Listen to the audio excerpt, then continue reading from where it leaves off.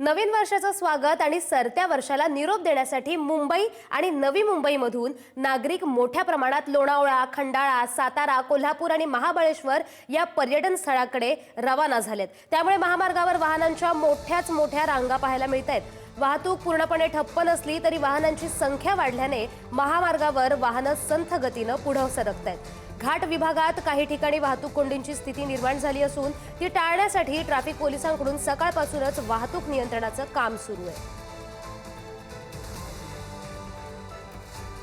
स्वागतासाठी आणि सरत्या वर्षाला निरोप देण्यासाठी मोठ्या प्रमाणामध्ये पर्यटक आता आपल्या घरातून बाहेर निघाल्याचं आपल्याला पाहायला मिळत आहे।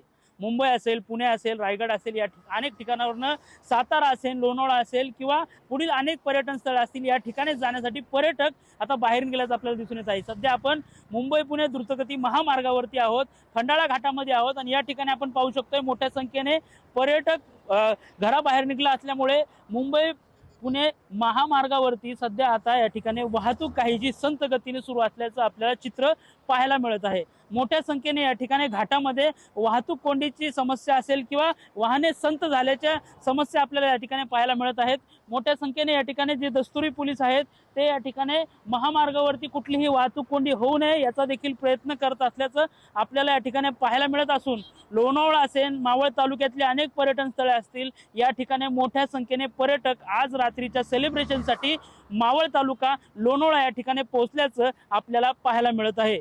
पुढारी न्यूजसाठी मी सागर शिंदे, लोणावळा।